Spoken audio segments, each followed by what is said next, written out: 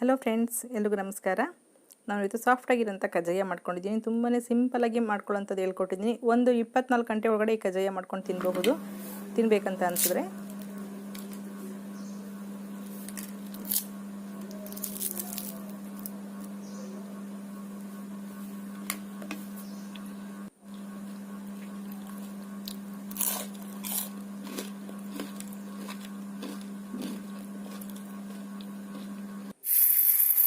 ಈಗ ಮೆಜರ್ಮೆಂಟ್ ನೋಡ್ಕೊಳ್ಳೋಣ.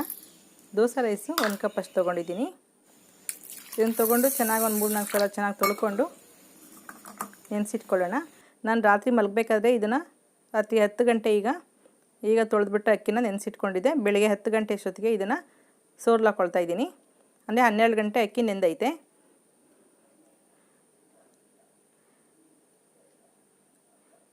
ಒಂದು 2-3 ಸಲ ಚೆನ್ನಾಗಿ ತೊಳ್ಕೊಂಡು, ಸ್ವಲ್ಪ ಅಕ್ಕಿ ಹುಳಿ ಬಂದಿರುತ್ತೆ, ಇಲ್ಲಾಂದರೆ 1-2 ಸಲ ಮಧ್ಯದಲ್ಲಿ ತೊಳೆದಿಟ್ಟಿರಿ.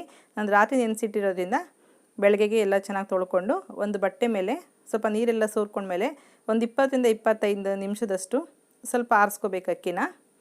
ತೇವಾಂಶ ಜಾಸ್ತಿ ಇರಬಾರ್ದು. ಚೆನ್ನಾಗಿ ನೆಂದಿರೋದ್ರಿಂದ ಒಂದು 20-25 ನಿಮಿಷ ಒಂದು ಬಟ್ಟೆ ಮೇಲೆ ಹರಡ್ಕೊಳ್ಳಿ. ಸ್ವಲ್ಪ ನೀರಿನಂಶ ಎಲ್ಲ ಸ್ವಲ್ಪ ಕಡಿಮೆ ಆಗುತ್ತೆ. ಈಗ ಅದಕ್ಕೆ ಏನೇನು ಬೇಕು ನೋಡ್ಕೊಳ್ಳೋಣ. 1 ಕಪ್ಪು ಅಕ್ಕಿಗೆ 3/4 ಕಪ್ಪಷ್ಟು ಬೆಲ್ಲ ಬೇಕಾಗುತ್ತೆ. ಮೆಜರ್ಮೆಂಟ್ ಮಿಸ್ ಮಾಡ್ಕೋಬೇಡಿ. ಇದೊಂದು ಕಪ್ಪು ಅಕ್ಕಿ, 3/4 ಕಪ್ಪು ಬೆಲ್ಲ, 1/4 ಕಪ್ಪು ನೀರಿದ್ರೆ ಸಾಕು. ಅರ್ಧ ಕಪ್ಪಿನ ಕೆಲಸ ಮಾತ್ರ ಇಲ್ಲಿ ಇರೋದಿಲ್ಲ. ಈಗ ನಾನು ಬೆಲ್ಲ ಸ್ವಲ್ಪ ಕರ್ಗದಿಕ್ಕೆ ಇಟ್ಕೊಳ್ತಿದ್ದೀನಿ. 3/4 ಕಪ್ಪು ಬೆಲ್ಲಕ್ಕೆ 1/4 ಕಪ್ಪಷ್ಟು ನೀರು ಹಾಕಿ ಕರ್ಗದಿಕ್ಕೆ ಇಟ್ಕೊಳ್ತಿದ್ದೀನಿ. ಒಣ ಕೊಬ್ಬರಿ 2 ಸ್ಪೂನಷ್ಟು, 1 ಏಲಕ್ಕಿ, ಇದು ಬಿಳಿ ಎಳ್ಳು 2 ಸ್ಪೂನಷ್ಟಿದೆ, ಗಸಗಸೆ 1 ಸ್ಪೂನಷ್ಟು ತೊಗೊಂಡಿದ್ದೀನಿ. ಬಿಳಿ ಎಳ್ಳು ಮತ್ತು ಗಸಗಸೆನ ಡ್ರೈ ರೋಸ್ಟ್ ಮಾಡ್ಕೋಬೇಕು. ಈಗ ಒಂದು ಪ್ಯಾನ್ ಇಟ್ಕೊಂಡು ಮೊದಲು ಬಿಳಿ ಎಳ್ಳು ಹಾಕ್ಕೊಂಡಿದ್ದೀನಿ. ಬಿಳಿ ಎಳ್ಳು ಸ್ವಲ್ಪ ಚಟಪಟ ಅಂದಂಗೆ ಗಸಗಸೆ ಹಾಕೋಬೇಕಾಗುತ್ತೆ. ಡ್ರೈ ರೋಸ್ಟ್ ಮಾಡ್ಕೊಳ್ಳಿ, ಚೆನ್ನಾಗಿರುತ್ತೆ ರೋಸ್ಟ್ ಮಾಡಾಕಿದ್ರೆ. ನೀವು ಕಪ್ಪು ಎಳ್ಳು ಕೂಡ ಉಪಯೋಗಿಸ್ಕೊಳ್ಬೋದು. ಇದರಲ್ಲಿ ಟೇಸ್ಟ್ ಏನು ಡಿಫ್ರೆನ್ಸ್ ಆಗಲ್ಲ, ನೋಡೋದಕ್ಕೆ ಚೆನ್ನಾಗಿ ಕಾಣುತ್ತೆ. ಈಗ ಸ್ವಲ್ಪ ಡ್ರೈ ರೋಸ್ಟ್ ಮಾಡಿಕೊಂಡು ಬೆಲ್ಲ ಕರ್ಗೋದಕ್ಕೆ ಪಾತ್ರ ಇಟ್ಕೊಳ್ತಿದ್ದೀನಿ. ಪಾಕ ತೆಗೆಯೋದಕ್ಕೆ ಬೇರೆದಕ್ಕೆ ಸೋದಿಸ್ಕೊಳ್ತೀನಿ. ಕಲ್ಲಿದ್ರೆ ಅಂತ ಹೇಳ್ಬಿಟ್ಟು ಸ್ವಲ್ಪ ಕಲ್ಲಿದೆ ಬೆಲ್ಲದಲ್ಲಿ, ಅದಕ್ಕೋಸ್ಕರ ಅದನ್ನು ನೆನೆಸಿಟ್ಕೊಳ್ತಾ ಇದ್ದೀನಿ. ಈಗ ಹುರಿದಿರೋಂಥ ಎಳ್ಳು ಮತ್ತು ಗಸಗಸೆಗೆ ಒಣ ಕೊಬ್ಬರಿ ಮತ್ತು 1 ಏಲಕ್ಕಿ ಕುಟ್ಬಿಟ್ಟು ಹಾಕ್ಕೊಳ್ತಾ ಇದ್ದೀನಿ. ಇದನ್ನು ಒಂದು ಸೈಡು ಎತ್ತಿಟ್ಕೊಳ್ಳೋಣ. ಬೆಲ್ಲ ಜಸ್ಟ್ ಕರಗಿದೆ, ಪಾಕ ಬಂದಿಲ್ಲ. ಕರಗಿಸ್ಕೊಂಡು ಸೋದಿಸ್ಕೊಂಡು ಒಂದು ಪಾತ್ರೆಯಲ್ಲಿ ಎತ್ತಿಟ್ಕೊಳ್ತೀನಿ. ಈಗಲೇ ಪಾಕ ತೆಗೆಯೋದಕ್ಕೆ ಇಡಲ್ಲ. ಅಕ್ಕಿ ಎಲ್ಲ ಪುಡಿ ಮಾಡಿ ರೆಡಿ ಆದಮೇಲೆ ಪೌಡರು ಪಾಕ ತೆಗೆಯೋದಕ್ಕೆ ಇಟ್ಕೊಳ್ಳೋಣ. ಬೆಲ್ಲನ ಸೋದಿಸಿ ಬೇಗ ಇಟ್ಕೊಂಡ್ರೆ ನಾವು ಪಾಕ ತೆಗೆಯೋದಕ್ಕೂ ಈಸಿ ಆಗುತ್ತೆ. ಅಕ್ಕಿ ನಾವು ಪುಡಿ ಮಾಡಾದ್ಮೇಲೆ ಆ ಹಿಟ್ಟು ತುಂಬ ಡ್ರೈ ಆಗಬಾರ್ದು, ಅದಕ್ಕೋಸ್ಕರ ಎಲ್ಲ ರೆಡಿ ಮಾಡಿಕೊಂಡು ಅಕ್ಕಿನ ಪುಡಿ ಮಾಡ್ಕೊಳ್ತೀನಿ. ಅಕ್ಕಿ ಆರಷ್ಟರಲ್ಲಿ ಇಷ್ಟೆಲ್ಲ ಪ್ರಿಪ್ರೇಷನ್ ಮಾಡ್ಕೊಳ್ಬೋದು ನೀವು. ಒಂದು 20-25 ನಿಮಿಷದೊಳಗಡೆ ಇದೆಲ್ಲನೂ ನಾನು ಸ್ಟವ್ ಆಫ್ ಮಾಡಿದ್ದೀನಿ. ಬರೀ ಬೆಲ್ಲ ಕರಗಿದೆ. ಈಗ ಅಕ್ಕಿ ನೋಡಿ ಸ್ವಲ್ಪ ಕೈಗೆ ಅಂಟ್ತಾ ಇಲ್ಲ, ಅಂದರೆ ತೇವಾಂಶ ತುಂಬ ಇಲ್ಲ. ಸ್ವಲ್ಪ ತೇವಾಂಶ ಇದ್ದರೆ ಚೆನ್ನಾಗಿರುತ್ತೆ. ಅಂದರೆ ಇದು ಎಷ್ಟು ನಾನು ತೋರಿಸ್ತಾ ಇದ್ದೀನಿ ಈ ಹದದಲ್ಲೇ ಇರಬೇಕು, ಕೈಗೆ ಅಂಟಷ್ಟು ತೇವ ಇರಬಾರ್ದು. ಈಗ ಮಿಕ್ಸಿ ಜಾರಿಗೆ ಸ್ವಲ್ಪನೇ ಹಾಕ್ಕೊಂಡು ಪುಡಿ ಮಾಡ್ಕೊಳ್ಳಿ. ನಾನಿಲ್ಲಿ ಪುಡಿ ಮಾಡೋದಕ್ಕೆ ಏನೂ ಬಳಸಿಲ್ಲ, ಬರೀ ಅಕ್ಕಿ ಮಾತ್ರ. ಸ್ವಲ್ಪ ಬಟ್ಟೆ ಮೇಲೆ ಹಾರಾಕಿದಂಥ ಅಕ್ಕಿನ ಪುಡಿ ಮಾಡಿಕೊಂಡು ಸ್ವಲ್ಪ ಸಣ್ಣ ಕಣ್ಣು ಜರಡಿನಲ್ಲೇ ಜರಡಿ ಇಟ್ಕೊಳ್ಳಿ.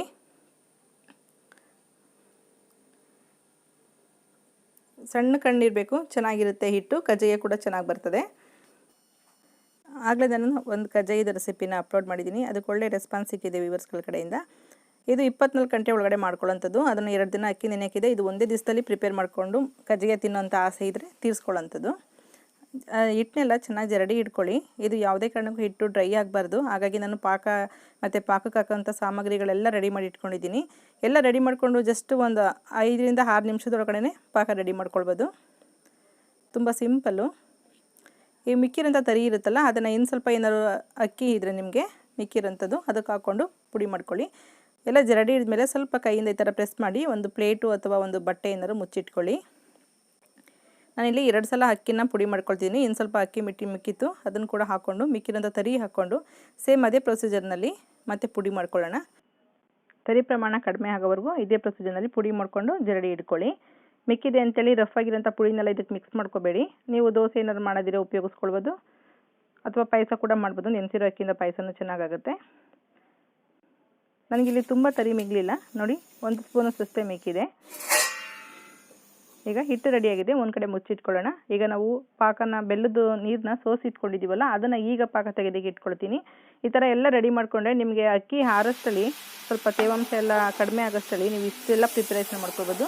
ನೋಡಿ ಈಗ ಎಲ್ಲ ಪಾಕಕ್ಕೆ ರೆಡಿ ಆಗ್ತಾಯಿದೆ ಅಂದರೆ ನೊರೆ ಬರೋದಕ್ಕೆ ಸ್ಟಾರ್ಟ್ ಆಯಿತು ಅಂದರೆ ಪಾಕ ಬರೋದಕ್ಕೆ ರೆಡಿ ಆಗ್ತಿರುತ್ತೆ ಬೆಲ್ಲದ್ದು.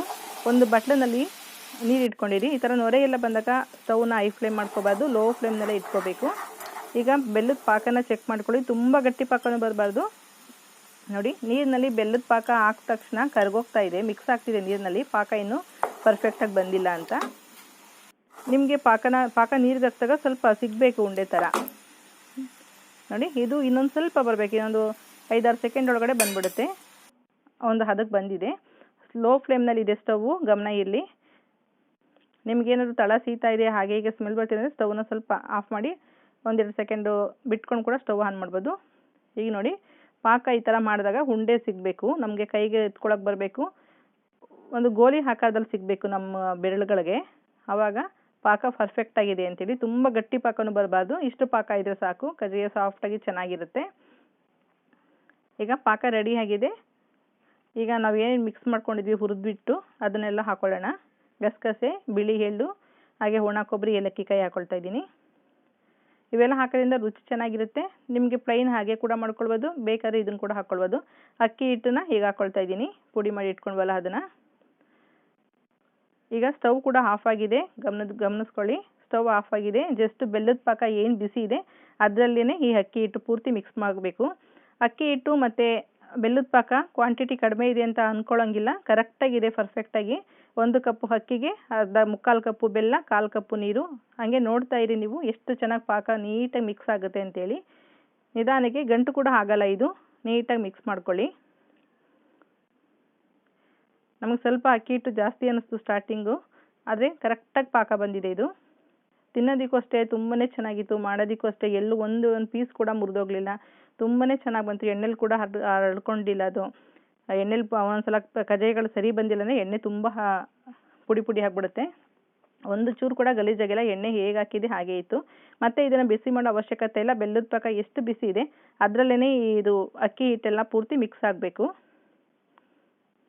ಆ್ಯಕ್ಚುಲಿ ಈ ಪಾಕ ಎಲ್ಲ ರೆಡಿ ಆದಮೇಲೆ ಒಂದು 24 ಗಂಟೆ ಬಿಟ್ಟು ಕಜ್ಜಾಯ ಹಾಕಿದ್ರೆ ತುಂಬಾ ಚೆನ್ನಾಗಿರುತ್ತೆ. ಮದುವೆ ಮನೆಗಳಲ್ಲೆಲ್ಲನೂ ಮಾಡಬೇಕಾದ್ರೆ ಹೀಗೆ 1-2 ದಿವಸ ಮುಂಚೆನೇ ಕಜ್ಜಾಯದ ಪಾಕ ರೆಡಿ ಮಾಡಿ ಇಟ್ಕೊಳ್ತಾರೆ. ನೀಟಾಗಿ ಎಲ್ಲ ಅಕ್ಕಿ ಹಿಟ್ಟನ್ನು ಬೆಲ್ಲದ ಪಾಕದ ಜೊತೆ ಈ ಥರ ಮಿಕ್ಸ್ ಮಾಡ್ಕೊಳ್ಳಿ. ನಿಮ್ಗೆ ಕಲಿಸ್ಬೇಕಾದ್ರೆ ಹದ ಗೊತ್ತಾಗ್ಬಿಡುತ್ತೆ, ಕಜ್ಜಾಯ ಯಾವ ರೀತಿ ಬರುತ್ತೆ ಇಲ್ಲ ಅಂತ ಕೂಡ ಹದದಲ್ಲೇ ಗೊತ್ತಾಗುತ್ತೆ. ನೋಡಿ 1-2 ನಿಮಿಷ ತಣ್ಣಗೆ ಹಾಕಿದ ತಕ್ಷಣ ಎಷ್ಟು ಗಟ್ಟಿ ಅಂತ ಅನಿಸ್ತಿದೆ. ಇನ್ನೂ ತಣ್ಣಗಾದ್ಮೇಲೆ ಕಜ್ಜಾಯ ತಟ್ಟೋದಕ್ಕೆ ಪರ್ಫೆಕ್ಟ್ ಒಂದು ಹದ ಬರುತ್ತೆ. ಈಗ ಸ್ವಲ್ಪ ಬಿಸಿ ಕಡಿಮೆ ಆಗಿದೆ, ಜಾಸ್ತಿ ಇದ್ದರೆ ಅದೇ ಪಾತ್ರೆಯಲ್ಲಿ ಬಿಡಬಹುದು. ಕ್ವಾಂಟಿಟಿ ಕಡಿಮೆ ಇರೋದ್ರಿಂದ ಒಂದು ಬೌಲ್ಗೆ ಹಾಕ್ಕೊಳ್ತಾ ಇದ್ದೀನಿ. ಇದನ್ನು ಫ್ರಿಜ್ನಲ್ಲಿ ಸ್ಟೋರ್ ಮಾಡಬೇಕಾದ ಅವಶ್ಯಕತೆ ಇಲ್ಲ, ಹೊರಗಡೆನೇ ಇರುತ್ತೆ.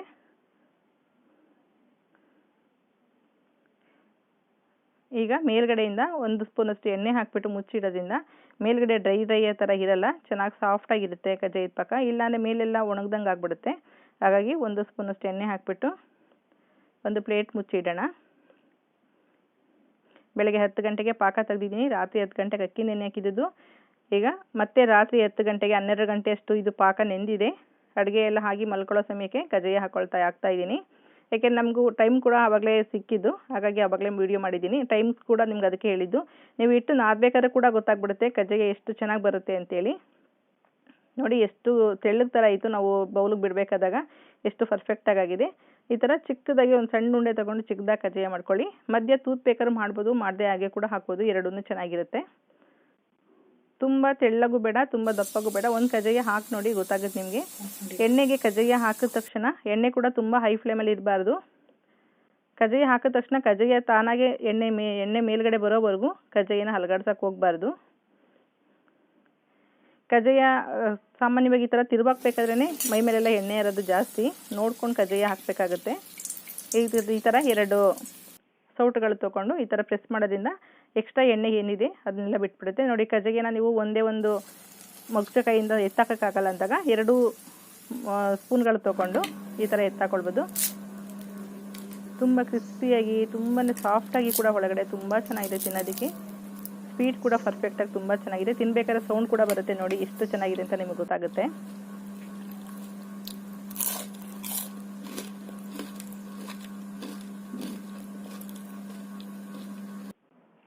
ನೋಡೋದಲ್ಲ ಫ್ರೆಂಡ್ಸ್, 1 ಕಪ್ ಅಕ್ಕಿಗೆ 16ರಿಂದ 18 ಕಜ್ಜಿಗೆ ಆಗಿದೆ. ನೀವು ಕೂಡ ಒಂದ್ಸಲ ಟ್ರೈ ಮಾಡಿ. ನಿಮ್ಮ ಅಭಿಪ್ರಾಯ ಅನಿಸಿಕೆಗಳು ಕಾಮೆಂಟ್ ಬಾಕ್ಸಲ್ಲಿ ಹಾಕಿ. Okay bye, thank you.